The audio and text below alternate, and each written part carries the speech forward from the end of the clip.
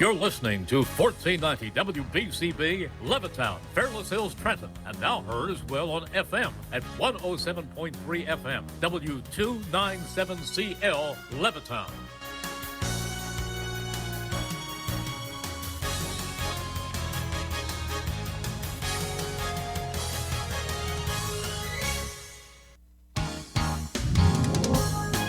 This is the Independence Blue Cross Bull Session, a weekly recap of your 2023 Phillies. Broadcasting live from Chickies and Pete's. Tonight's show is brought to you by Team Toyota, BCWSA, Fogo de Show, Independence Blue Cross, and Capital Grill. Now, here are your hosts, Phillies PA announcer Dan Baker and Tommy Greene. Hello, everybody. Welcome to Chickies and Pete's in Marlton, New Jersey on Route 73. What a beautiful facility this is.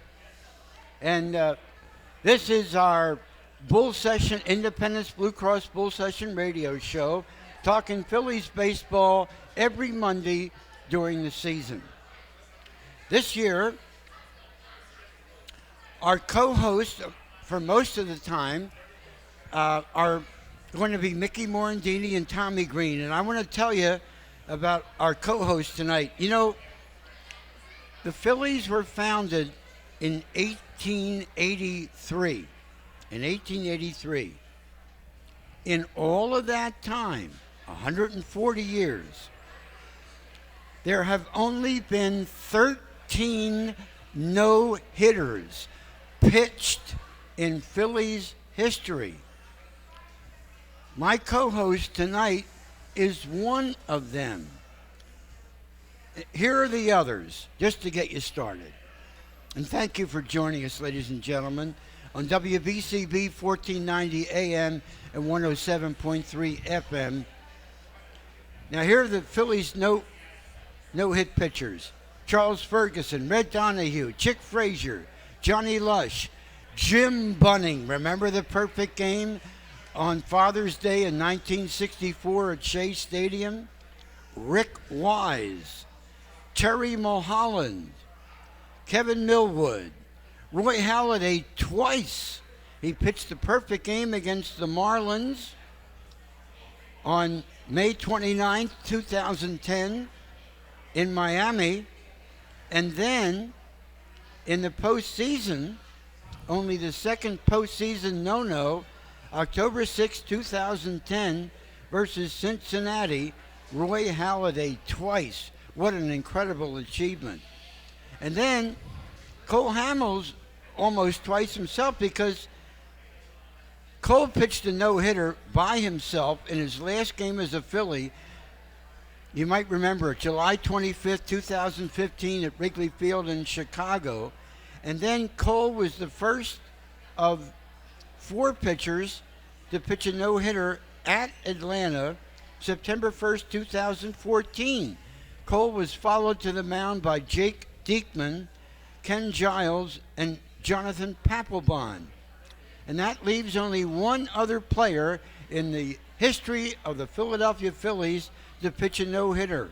It occurred May 23rd, 1991 in Montreal. And it was authored by number 49, Tommy Greene. Here he is right here. Well, thank you very much, Dan. Tom, it makes me feel young again. I'm ready to pitch, maybe. Tom, No, that's second thing. No, I got to think that over again. No, I'm not. we have a great guest with us tonight at Chickies and Pete's in Marlton. Before I introduce our wonderful guest, Tommy, would you reflect on that no-hitter a little bit for our audience and your feelings when you achieved that? I mean, that is the penultimate of pitching accomplishments. Well, I tell you what, it's been roughly 32 years ago now. I mean, it's hard to believe, isn't it? I look back at that day, and it is a special day. But bottom line, I was looking, making that start for me. It was all about going as long and as hard as I could, for that day, because our bullpen was maxed out, and and I was just trying to do the best I could. And it was a 1-0 game to the ninth, and before I turned around, it was the seventh inning, and I hadn't given up a hit yet. I walked a few guys, but but I hadn't given up a hit yet. And we've talked about this in the past. Real quick, I'd been in that situation before, but not in the big leagues, where I had 3 no-hitters in the minor leagues, 1 in A-ball, 1 in AA, 1 in AAA. I lost with 2 outs, 2 strikes on the last batter. Wow. In the last inning, and so I'd been there, and this would be the last thing I say about it is before the last pitch I threw and made the last out, Tim Wallach in Montreal. Before I got up on the mound, I walked up the back. I thought of my pitching coach with the Atlanta Braves, because I was with the Atlanta minor league system when I threw those other games. And Leo Mazzoni was my pitching coach, and he says, "When you gonna finish one of these bleeping things off?" Yeah, he was ragging me. So people asked me what I thought. What I was thinking. I thought about Leo Mazzoni, and had a few choice words for him walking up the back of the mound.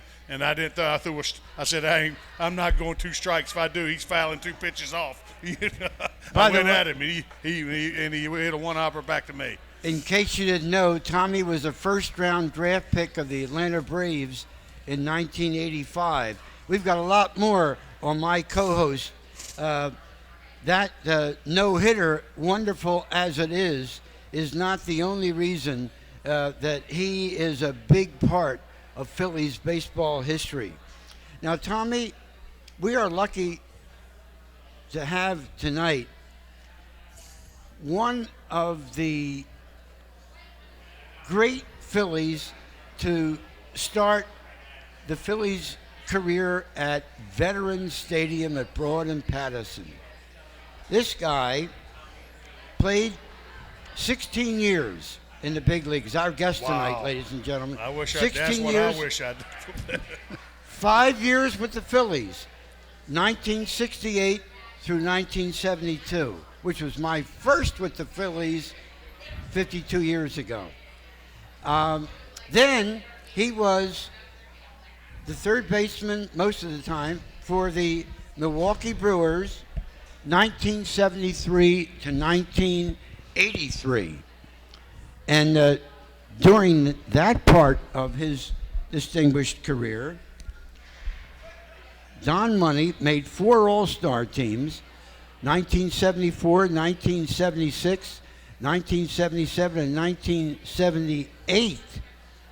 And he also helped the Brewers to the World Series in 1982. In fact, he helped bring them to the American League Division Series versus the New York Yankees in 81. And then they beat the California Angels, winning the American League Championship Series in 82 to reach the World Series. As a third baseman, he is the 19th best fielding third baseman percentage-wise in the history of Major League Baseball. Wow, that's huge there. I mean, that's 968, Don, is that fielding percentage. That's quite an achievement. Now that most of that, of course, accomplished with the Milwaukee Brewers, who were then in the American League. Now, let me also tell you that this fella played 3 years at our beloved Connie Mack Stadium, 21st Street and Lehigh Avenue. And he's also the Philly who launched, Chris Hermer, the first home run by a Philly at their new home, Veterans Stadium, in 1972. So, ladies and gentlemen, would you please welcome Phillies shortstop and third baseman, number 16, Don Money. Don Money from Vineland, New Jersey. Welcome. Thank you very much, gentlemen. Now, Don, you were a top draft pick for the Pittsburgh Pirates, were you not? Well, I wasn't drafted. I went to 2 tryout camps. Is that right? In 1965 was the first year of the draft. Well, I know you were their best prospect. And I went to 2 tryout camps and ended up signing with Pittsburgh. That's what you call a diamond in the rough right there. That's exactly what it was called. Well, the Phillies traded a great pitcher, if I'm not mistaken, Jim Bunning, to Pittsburgh. And the guy that they wanted in that trade was Don Money. Well, that was an excellent trade, I think, for both sides. It was when I was in Pittsburgh. We had Gene Alley. He was the regular shortstop. He just come off 1 year hitting 300. Freddie Paytek, he was next in line, and then I was next in line. And I was third in pecking order there. So after that 1 year, Alley got hurt the following year. So Freddie Paytek went to the big leagues, and I went to the Phillies, and we all were in the big leagues at the same time, just because of the trade. Well, it's amazing how that works out, isn't it? That's exactly the way it is. Unbelievable. Yep. Tommy, if I'm not mistaken, Bill Laxton was in that trade coming from Pittsburgh to Philadelphia, a guy that I faced in independent baseball in South Jersey, look at that. Mount Ephraim versus Audubon. And he was a terrific pitcher. And, of course, Bill's son, Brett, was a great pitcher and played in the big leagues and was an All-American at LSU. I got to ask him something real quick. Go right ahead, I know Tom. your last year, with the Phillies is 72, correct? Mm-hmm. Now, was Boa around? Yes. How was that? I got to know. Well, I know he's real young then, but well, he was fiery little Boa. That's what I wanted to hear. You know that. I came up as shortstop before he did, and then they switched everybody around the following year. I went from short to third. Denny Doral went to second. Richie Allen went to first. Luzinski went to left. So we had all a bunch of young players, but Boa was Boa. You know how it is. I don't think he's ever varied any whatsoever about that type of person who he is. He's got the same fire and attitude. That's what keeps him young, I think. I think that's the way it's what he is. I agree. You're into the game. Your heart's into the game. You played it all your life, and you're coaching and managing throughout your system. I just got with the Brewers. I was 18 years in minor leagues there coaching. Yeah. So then it was just, God bless you, man. That's awesome. The travel starts getting to you. So I said, it's about time to retire. Well, man, that's what you call lifers. That's it. I mean, just when I come up, we're talking about, I come up and I got drafted in '85. My first, I went to rookie ball that year. My first full year was in '86, and my first full-year manager was Brian Snitker, who is the Atlanta Braves manager now. And you're talking about lifer, you know. He started there, and I think he might have been 32, 33 years old at his first managing job when I was, 18. Mm-hmm. Yeah. And he hung out, and he was with the organization for 35 years, coaching in minor leagues, different jobs. And then he finally gets a job in Atlanta, and you see what he's been doing in Atlanta. That's unbelievable. I love that guy. He's the epitome of a manager. I mean, to me, he was a straight shooter. That's all you can ask for a manager. You can have a conversation with him, and it's unbelievable. Tommy and Don, speaking of Audubon High School and Bill Laxton, my brother Rick is in the audience tonight. He might have played against Brett also. Rick was 4 years younger than me, and Billy was a year or two younger than me. You're not but 45. How'd that go? Well, my goodness, Tom, you're a kind soul. I don't think I had that much money. I'll tell you in what, my you pocket. make me feel young. You make me feel like I still can play. I hear that voice, man. You make me want every time I feel younger. I'll never forget Harry Callis saying, "Tita Greene." Tita. Yeah. Oh, I love to hear him saying that. And, Tommy, getting back to you for a moment, we talked about Don Money helping lead the Brewers to postseason play in 81 and 82.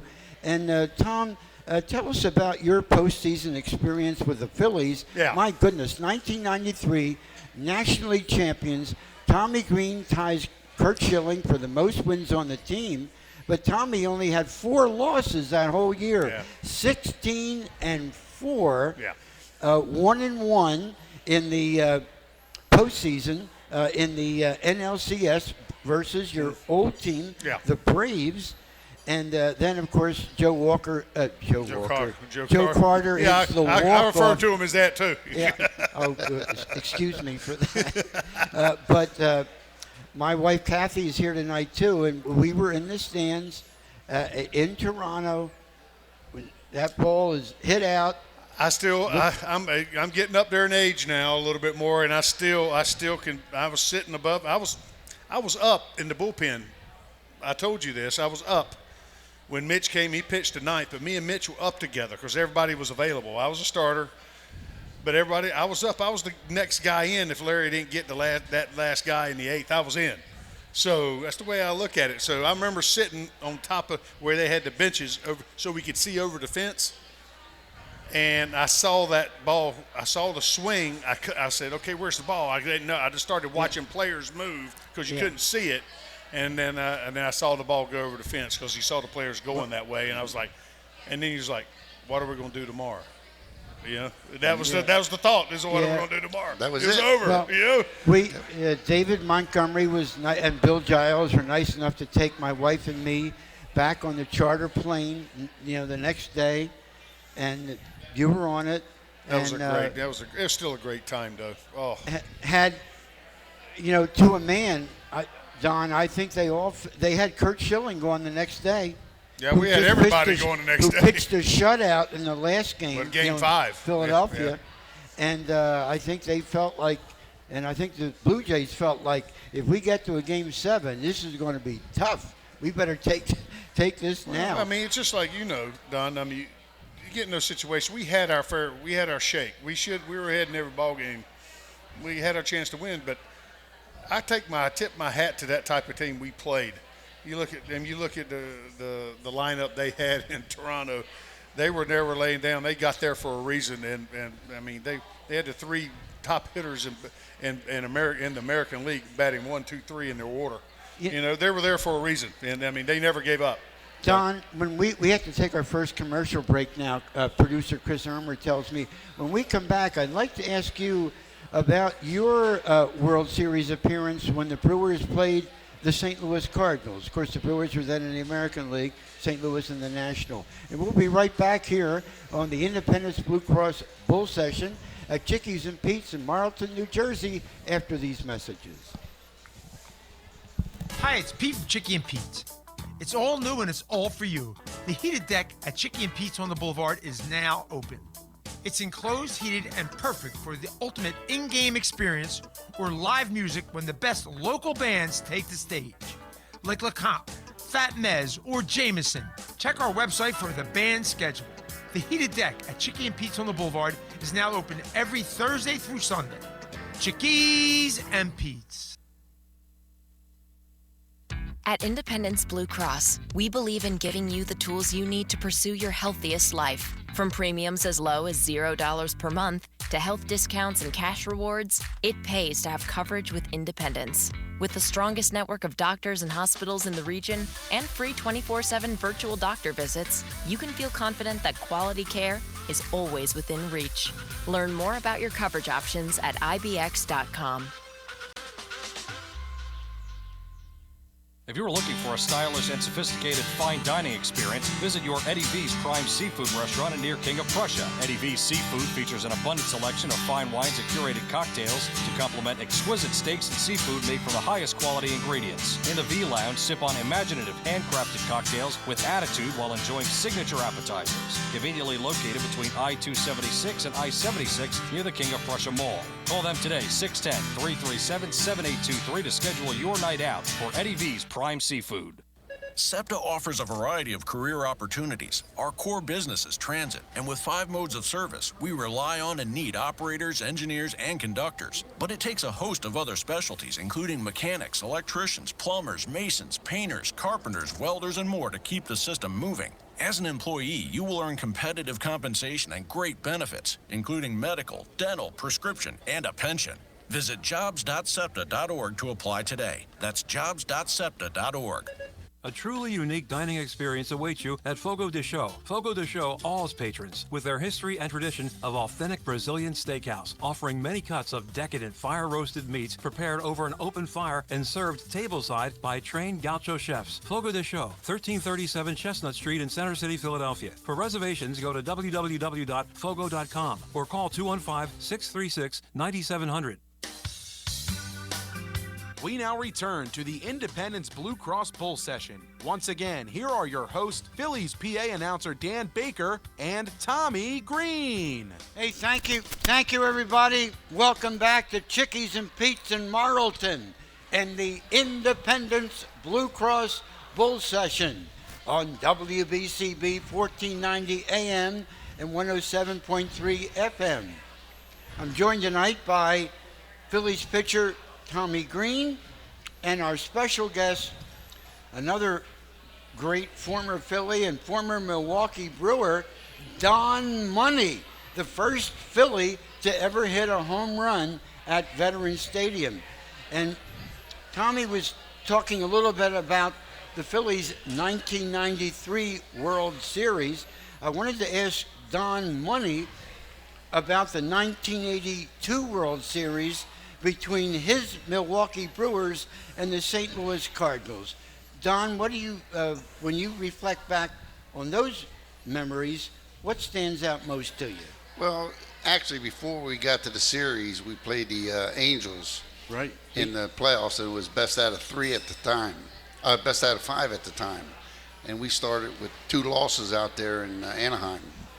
And then we come home and we got the bats going on, and we ended up winning the next 3 to get us to the World Series. And, you know, Cecil Cooper got the game-winning hit in the bottom of the 7th inning, drove in 2 runs. And then after that was Pete Ladd, and, you know, because Fingers was hurt at the time, and, you know, we just didn't have him for the last month of the season. But we ended up getting to the series, and that was a good series. We won the first game big, 10-0, and then we had a lead in the second game, and they crept back on us and ended up beating us, I think, 4-3. And we come home to Milwaukee, and then Willie McGee hit 2 home runs off Pete Vukovich to win Game 3. And then we win Game 4 and 5. We come back from a 6-0 lead in Game 5. We were trailing in the 6th or 7th inning. We ended up scoring 8 or 9 runs, beat them 9-6. And then we lost the last 2 in St. Louis. One night it was game didn't start till 10:30, 11 o'clock, rain, cold, and we got beat 13-1. And then the next night we had a 3-1 lead going into the 6th, and things just didn't go our way, and we ended up losing, I think, 7-4. Tommy Greene, Don brings up a good point about that terrific come-from-behind American League Championship Series victory by the Brewers over the Angels. Yeah. When you think about the Phillies beating the Braves were the heavy favorites to win the National League pennant, but the Phillies upset them. How did they do it, Tom? Well, I'll tell you what, you look at me, the Braves were always perennial. They were a perennial powerhouse, you know, with the pitching they had and the defense they had. They were one of those teams that they were a never say die team at the end. They tended to score. The last inning or come back but from behind type wins in the 9th inning. It was unbelievable. I mean, what was so amazing? I played with all those guys. I got traded. They were all my good friends and stuff. I played with them, so I had a little bit more. You know, in here, I wanted to turn the screws on them a little bit because I played for I knew all the coaches over there. I played with them, and so it gave me a little bit of fire. But I think we matched up probably better against those guys than what people realized. And they wanted to play somebody else other than us, because if we were rolling okay pitching, you know, did we have the same type of pitching? We had comparable. But they were just more consistent, I think, overall. You know, we were like, okay, they were first in the league. We were second or third in the league that year, I think. So you pick your poison, you know. But I think our mentality, the way our team played, they didn't really want, they want to play us like that. They'd rather play the Giants. Play whoever was going to run us down, or Montreal, whoever was trying to run us down, St. Louis or This is the 30th anniversary. Can you believe it? Of the 1993 Phillies. Now you're making me feel old, Dan. We're going to have some wonderful things going on at Citizens Bank Park to celebrate you and your team's accomplishments. Yeah, it's going to be a good time to be able to see some of my teammates. We've lost a few guys. God bless them. From the last, couple of them to cancer and to different things. But it's going to be good to see some of the guys that we haven't seen. But we do see a bit of each other. That crew of '93, we're together a lot during fantasy camp. There's a bunch of teammates are there. Jim Fregosi, of course, was the manager of the 1993 National League Championship Phillies. The clubhouse leader was Darren Dalton. Yes, sir. And there was a front page story in the Philadelphia Inquirer about Darren. Yeah. Tommy, your reaction? I'm not a fan of it, to tell you the truth, because I don't. The man's not here right now. But the part of the thing that I get, that I like about the article, is about they're raising awareness about the glioblastoma and the possibility of things causing cancer, and us to stay as a society and stuff, be aware of this thing, of these things that are out there, and hopefully, maybe we can save somebody's life. Not the same glioblastoma, but cancer in general. Is that an effect? Was that one of the root causes? That's what we'd like to know.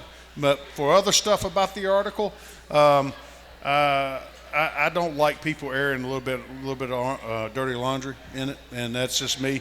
Darren was one of my dear friends, and I loved him. And he was a good friend of mine, and that's the way I look at that type of stuff. Give our fans some of the reasons that you and he were particularly close. Well, in particular, upon being teammates and battery mates, and the way he helped me, because I was a young man when I come over to Philly, when I got traded over, he helped me grow up as a young man, as a baseball player and a pitcher. Mature. He challenged us. He knew his pitchers. He knew how to turn the screws on us a little bit to challenge us when we needed it, and then pat you on the back when you threw up a good ball game. And I think he was a good leader that way. But on the other side of things, he's one of the main. He is the main reason I'm with my wife today, Wendy. I lost my first wife to cancer after being married almost 21 years, and we got put together. Darren put us together at a function. I wasn't there. My wife Wendy was, and here's my famous line. And then you remember Darren back in the day. He was like a Greek god. The hair, the good chiseled chin, and he was built like Adonis. And he was doing a function, and my wife now happened to be at the function. And here's my famous line about it: it says, "What woman on the face of the planet goes up to Darren Dalton and asks about another dude?"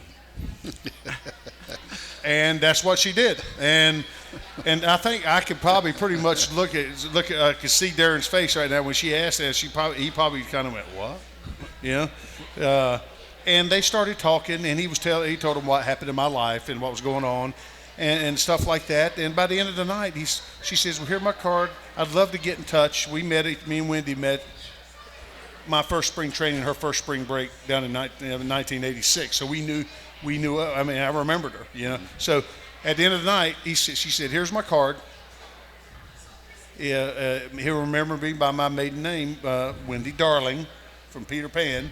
It was a famous thing. And Darren said, "Wait a minute," because she put her hand on his arm and he said, "Wait a minute." Took his phone out, wrote my number on the back of the card, and that's like we don't do that, type of thing unless we talk to each other first.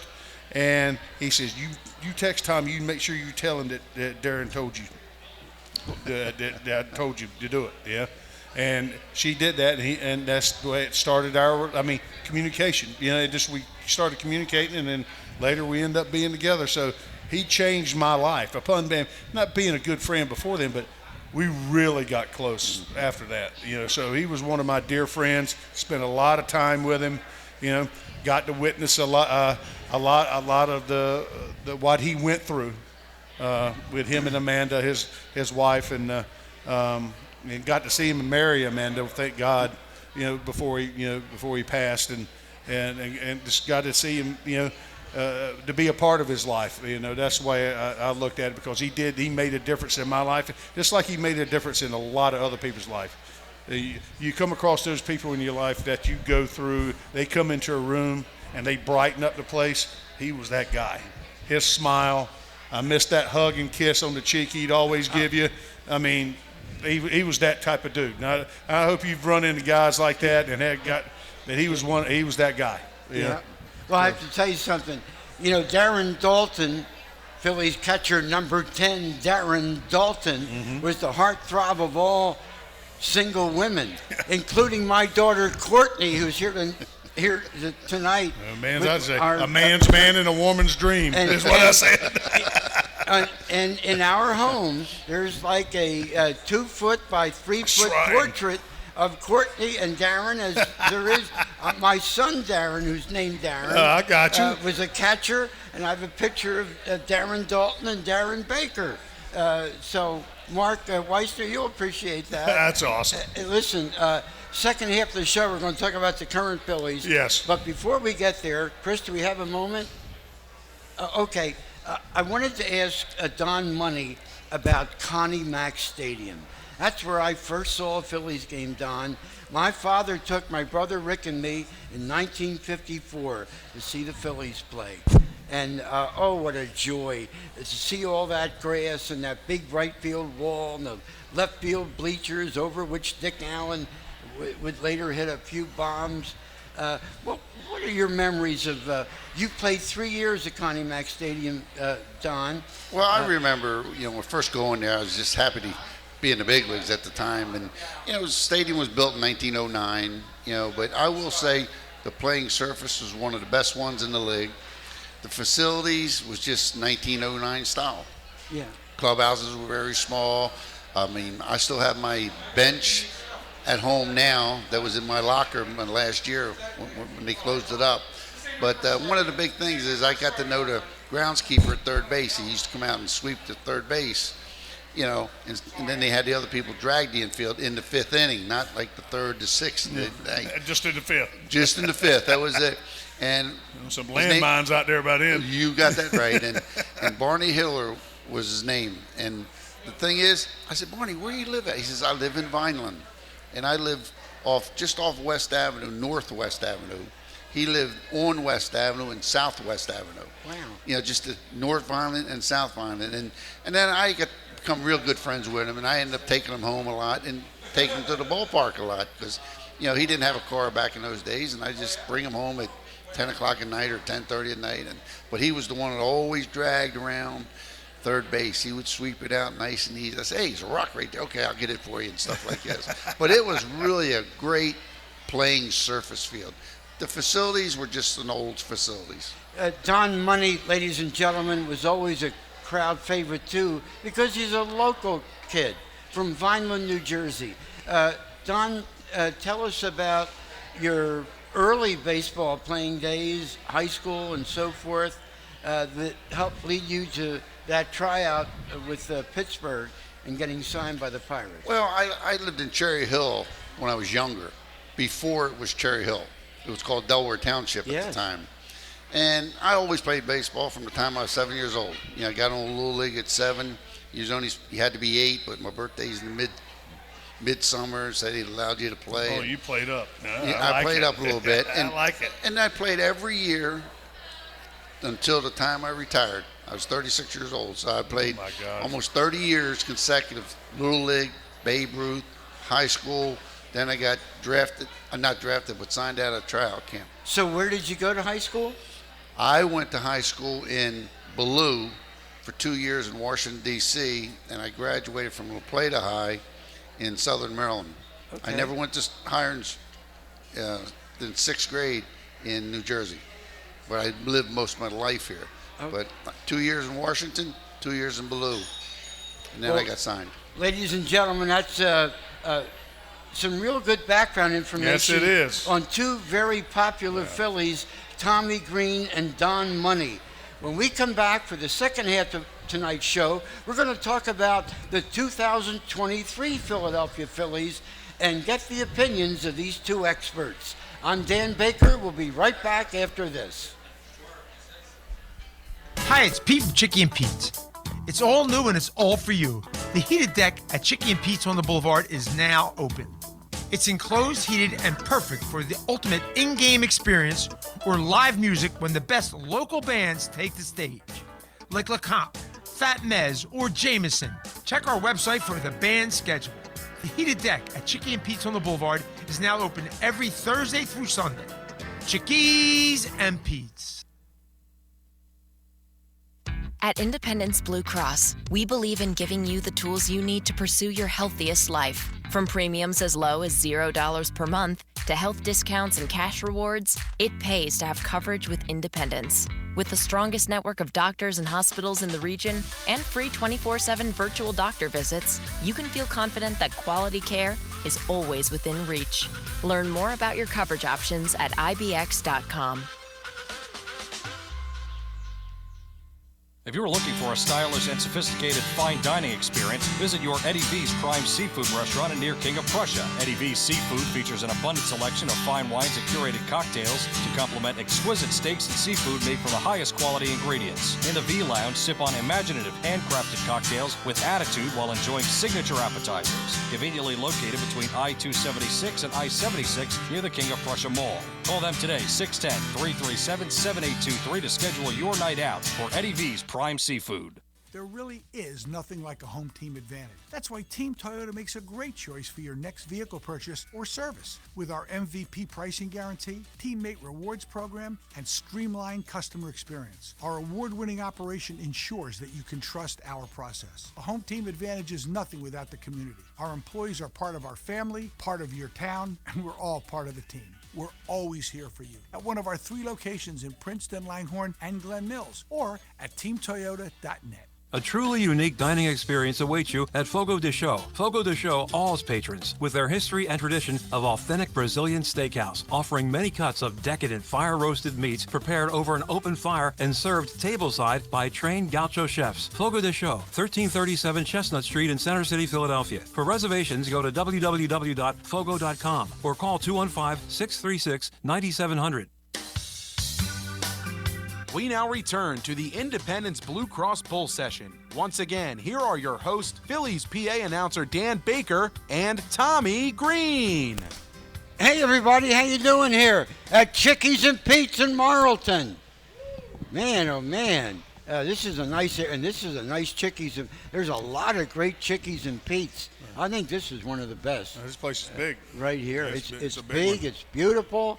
The outdoor. A lot of nice people in here, including some of our family members, whom will be joining after tonight's radio show for a nice dinner at Chickies and Pete's. And we invite everybody in the area to come out here and to all the wonderful Chickies and Pete's throughout the Delaware Valley. Tommy and Don, let's take a look at the 2023 Phillies. In the offseason, man, what an offseason. Trey Turner, Taijuan Walker, Gregory Soto, Craig Kimbrell, holy mackerel. And, of course, Bryce Harper had the Tommy John surgery, and then in the last week or two of spring training, Rhys Hoskins tears his ACL, and Derek Hall he was our guest last week. He figures to pick up some of the slack. Derek injures his thumb sliding into second base. Tommy, how would you assess whether the Phil's 6-10? Yeah, they're 6-10 now. The first 16 games of the year. I do a couple of different shows, and we talk about it a right good bit during the week, and you talk about them. They're hitting the baseball. You know, they got a lot of guys. They got guys batting over 300, 6 or 7 guys in the lineup. I mean, they're getting on base. But that's it. They're like second in baseball in strikeouts. And I mean, I got the stuff, the numbers on it a little bit, on that, and what they are a little bit more, and they're 24th in runs scored. So that's telling me they got runners on, and then they're not getting them in. So we talk about batting practice a lot. Why do we try? I know you took batting practice a lot. One of the things about batting practice, I would always hear the coaches and stuff, and when they're throwing BP and stuff, it's all right, get him over, get him in. That type things, because one run, no matter if it's one run, you'd love to score 2 or 3. One run makes a difference in games. Yeah, we've been blown out a couple times, and that's what's disheartening to me a little bit, to see somebody like Harrison have to come in and pitch 2 games out of the first 16 games of the season. I mean, that's not right. And we got, we got how many, a 13, 14-man pitching staff? That's not right. I don't agree with that. But I know why they do that. They're saving guys, but that's also that the bullpen's been probably overexposed a little bit because the starting pitchers not going long enough like they need to. It's just the game has changed, and it changed from when, Don, you played and I played. It was different. But I learned how to play game watching y'all guys, and I wanted to complete games, but we didn't complete as many games as y'all, the guys did back in the day as far as starting pitchers going. But we still took pride in preparing ourselves to go as many. I mean, it wasn't nothing to throw 120 pitches, in a ball game, And then my no-hitter, I threw 135, I think. But they were trying to take care of us a little bit more starting in that era than in the past, And there's times we went on 4 days, pitching on the 4th day, which they did a lot back in the day, and completed a lot of games, on 3 days rest, pitching on the 4th day. So, this current team is sort of shocking on paper. Loved it. Loved what they did and the guys they did. I thought, all you can ask for is your health. We knew Harper was going to be out for an extended period, but we didn't foresee losing 30 home runs and 85, 90 RBIs. Well, that's a huge thing. Tommy, I know, and Don, I know our live audience at Chickies and Pete's and on WBCB 1490 AM, 107.3 FM, and our live stream audience doesn't want to hear excuses. No. But, when you take a couple of 30 home run guys out of the lineup, Bryce Harper and Rhys Hoskins, and probably a 20-homer guy at least, and Derek Hall, it's a huge thing. Bad base running has hurt us, too. What's that all about? Don, what do you say? I want to hear him. Seeing stuff like that, because he was an everyday player. And Well, it looked like to me, it's just that sometimes they want to go 100 miles an hour, trying to take a second base on a play that's getting, you can't make, getting a run down. And it's just – you don't want to fault aggressiveness. Aggressive. You want to be aggressive, but you want to be smart too. Stay on the base. Don't make it out on the bases, because I heard the other day they had 8 or 9 outs made on the bases in the first 6 or 7 games. It's unbelievable. Just play the game. You got bases. One base at a time, but be aggressive. And it's the same thing with hitters. Like you said, man on second base, get him in, get him over. We always practice that. Try to move the man up with the man on second base. Start extra inning ball game. It's our job as pitchers to know that. to do things, and we do things to try to make you hit it to the left side of the. Right. And if we get in a situation where a possibility of striking you out, we do. If you foul off a couple pitches or whatever, we try to make that pitch or whatever to do that. But a lot of times, I'm not pitching away from contact all the time. Right. I want you to hit it to the third baseman or to the left side, so I can put the brakes on, get it out without you moving up. Right. Type things. But they've made some mistakes where they've made you. The way I was taught to play the game, you never make the first and third out at third base. Right. I've seen them do that. Right. There's nothing wrong with being aggressive. That's after a ball with a man on second base hitting in front of him, and they're trying to. Take third base. They're trying to take third because the ball wasn't hitting as hard. They shifted over a little bit. Right. And I don't fault aggressiveness, but you took a run off the board. Right. It could have made the difference in the ball game. Right. It could have made a next base hit. The guy after him could have got a base hit, knocked in 2 runs. Right. So I mean, it's the little things that mean a lot that's been the Achilles heels over the years for Philly. The base running, not getting a runner in from third, less than 2 outs, stuff like that. It's been notorious. Last year they were a little better at it, and you see where they got. Once they got healthy. Well, that's baseball. Yeah. Get a run, make the other team score 2. If you do it a couple times a game, you get 2 or 3 runs just by doing the small things. Mm-hmm. Everybody's not a home run hitter. Small hitters, Don't tell them that now. Game. Play your game. Play your game. Look at Stout. He's having a great start. He's hitting 380 or whatever it is. Yeah. But 16, 17 game hitting streak. Yeah. But technically he's not a home run hitter. No. He's hitting a lot of balls to left field. Is it because of the shift now? I never understand why guys didn't want to hit the other way in the shift when they put 3 guys on the left side. Hit a ground ball through second. Instead of hitting 202, you might hit 302. Well, you're not going to hit, and you're a 10 home run man in the year. Just go out there and play the game like it was meant to be played. Well, Hey, Tommy and Don, if I could interrupt for just a second. Since we have a defensive expert here, yes, and one of the top Thank fielding God for third them. basemen in the history of baseball, Save my bacon. 19th best in baseball history, ladies and gentlemen, would you assess the defensive development of Phillies third baseman Alec Bohm, Don?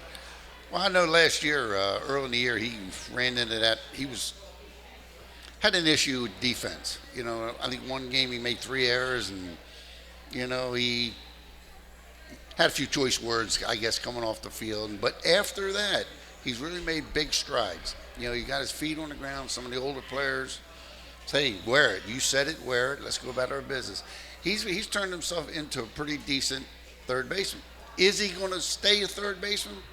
He's 6'5". That's a big every bit of it. Yeah, he's 6'5", and that's a big target to throw at first base over there. It all depends who comes behind him and so forth. How's Hoskins going to come back next year when his with his knee is going to be okay, 100%? Well, is he going to come back? Is he going to? He's free agent this year, and we don't know. That's the next. 30 home runs, 80, 90 ribbies a year, and the thing is, Hoskins, he's going to be out this year. Harper, he's going to be back May or June, late May, early June. He might play some first base. They mentioned, get him out on the field also, because that way he don't have to throw as hard with his elbow. Well, see, that's the thing. That was the question I was going to ask you too. I mean, he's getting off of Tommy John, and you got to make sure you're right coming off that. I don't know his throwing. If he's been, you're playing first base, you're going to be required to throw, to a second base. And sometimes you got to make an awkward throw. Sometimes, you want to get behind it like you should, but sometimes you're going to have to lay it down. You're going to expose that elbow a little bit more. So, me personally, I don't like the fact that that's the case. I'd like to see him DH until they say he's 100%. Not that he says. That the doctors say he needs to go past check all the boxes off and stuff like that.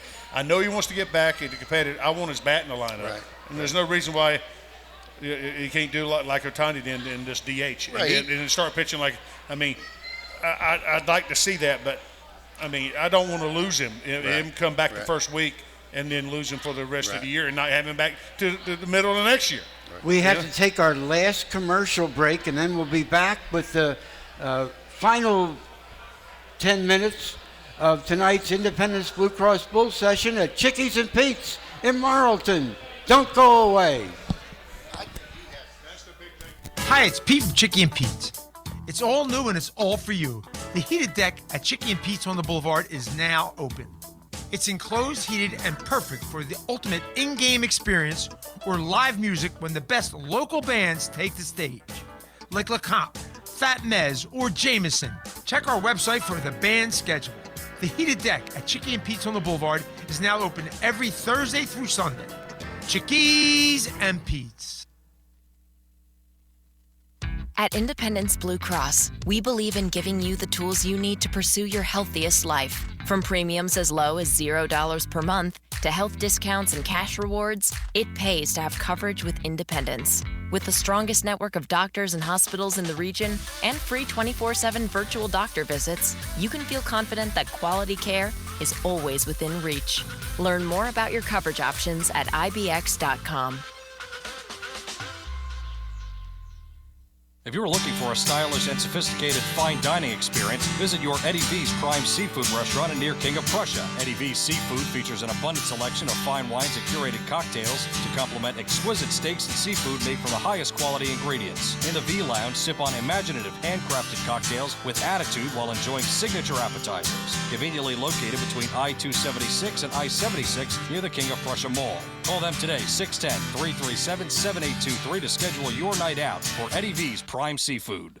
There really is nothing like a home team advantage. That's why Team Toyota makes a great choice for your next vehicle purchase or service. With our MVP pricing guarantee, teammate rewards program, and streamlined customer experience, our award-winning operation ensures that you can trust our process. A home team advantage is nothing without the community. Our employees are part of our family, part of your town, and we're all part of the team. We're always here for you at one of our 3 locations in Princeton, Langhorne, and Glen Mills, or at teamtoyota.net.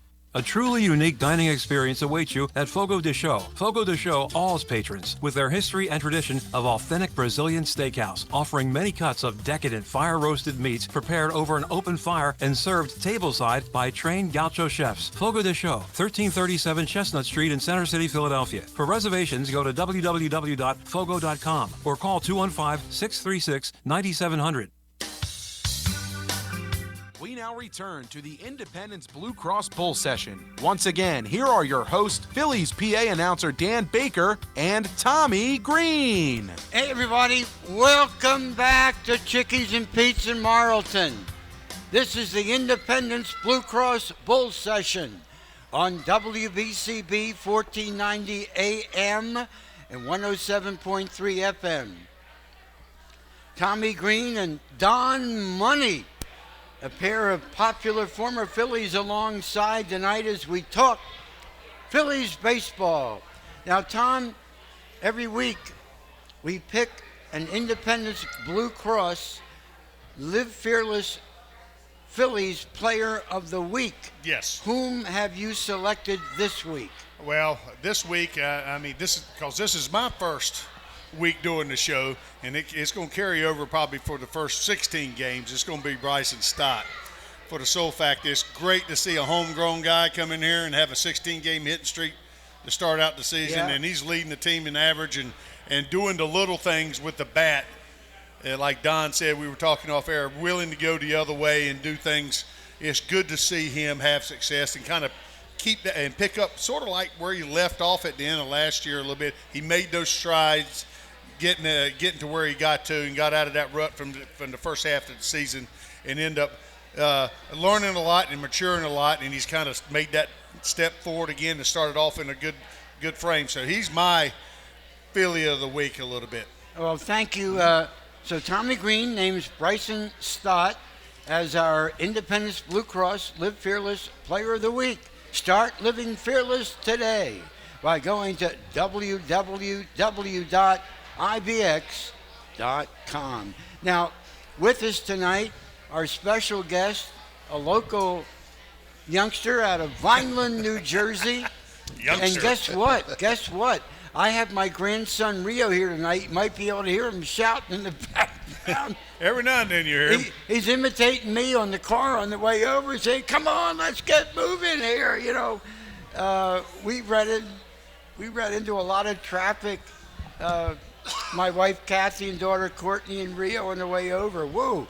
But Don, I wanted to ask you about your grandson, Buddy Kennedy, who's been in the big leagues like yourself.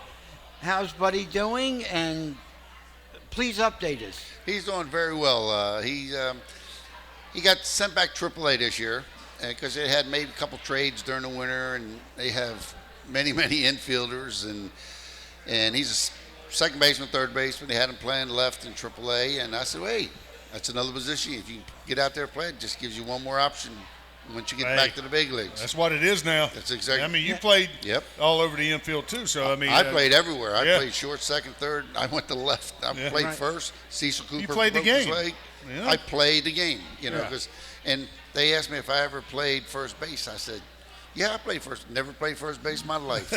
Harvey Keene gave me his first base glove, which I still have today. I went out there and used see ball, catch ball. See it, play. It's the same thing. But Buddy's doing very good. He's having a very good year in AAA. He got about 3 home runs, about 8-10 ribbies, hitting about 360 right about now. No. So he's holding his own out there. You can make a living doing that. Yeah. Let me ask you, if I may, about another Cumberland County, New Jersey product, who many consider the best player in the game today, Mike Trout, out of Millville. Who? Did you have anything to do? Did he ever get any lessons from you along the way, or did you know his family, his dad? Well, I knew his father. Good player at Delaware. But I've never. Yeah, I know Mike from my grandson because they work out together in the wintertime. But, you know, Mike, I never seen him play because I was coaching at the time. Yeah, you were always gone. Yeah, I was gone. When he was playing high school ball, I was out in the Midwest coaching, managing. I managed 18 years in minor leagues, you know, and so, God bless I'm you, never man. home. Well, how do you assess his ability? Is he, like people say, he's good. The best player in Major League Baseball today? He's good. He's good. You got some great players in the major leagues, American and National League, but he is a great player. There's guys that you want to see. I mean, you pray. I mean, I prayed for good health for myself, but you want to see, for the sake of the game, to see what they possibly can do to stay healthy and try to stay away from the bigger injuries that cause them to miss length of time. There was 2 guys I've been thinking of, you know, and it was him. He's missed some time recently. Mm-hmm. I mean, with some of those nagging injuries and stuff like that, but also Ken Griffey Jr. was one of those guys that right there. I mean, even though they all had great careers, Trout's having a great career, but and Griffey had a great career, but what could have been, you know, type thing, as to see they could have been like up there, right. You know, even more. But Mike was great. Yeah, who's the best? It's a question I wanted to ask. You played with in different areas, and you got to coach and watch different guys from different areas come up. Who's the best guy you've seen play? Well, you know, I played with some guys over in Milwaukee, Robin Young. That was the guy I was going to talk about, because I remember watching y'all in '82. I was in 9th grade. I was watching that game. I mean, he was a great player. He came up when he was 18 years old. You know, he played a half a season, short season. Come next year, because I played third, he played short.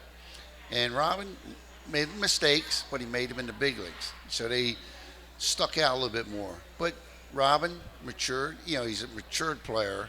You know, I think first year in the big leagues hit 250, and that was the lowest he ever hit. You know, and he's 18 years old. He won 2 MVPs, and then he wins an MVP at shortstop, moves to center field because he hurt his arm, wins an MVP out there. I played with Paul Molitor. You know, how about that hitting man? I mean, that man could hit. Oh, my God, that man could hit. Yep. And he was on those Toronto Blue Jays that beat the Phillies in the '93 World Series. God. He could hit the left field chalk, the right field chalk. You know, it's amazing how he did it. I faced him, and it was like, he would foul off pitches. It was like an emergency hack, because it was a pitcher's pitch, and he knew he couldn't take it because it was too close. But he knew he didn't want to. It's like he knew he didn't want to hit it, and he just could boom and foul it off until you got a little too much of the dish, and then he hit a double in the gap. Yep. That's the way he did things. That's how he hit. It was unbelievable. That's exactly right. You know, Tommy, when you have a great guest like Don Money, the show goes by quickly, and my goodness, terrific job co-hosting. We only have about 45 seconds left. Ladies and gentlemen, I want to tell you this. The Independence Blue Cross Bull Session returns again next week, but this time, Tommy Greene and I will be at Chickies and Pete's in Warrington, Pennsylvania. And our special guest will be Art Mahaffey. How about that? Number 28, Art Mahaffey, in his 80s now, lives up in the Allentown area. And he still has the Phillies record for most strikeouts in a 9-inning game, 17 versus the Chicago Cubs, April 23rd, 1961. That's getting it done. It'll be Art Mahaffey with Tommy Greene and me next week. Our thanks to Don Money. See everybody next week on the Bull Session. You've been listening to the Independence Blue Cross Bull Session. Tonight's show is an exclusive presentation of 1490 WBCB.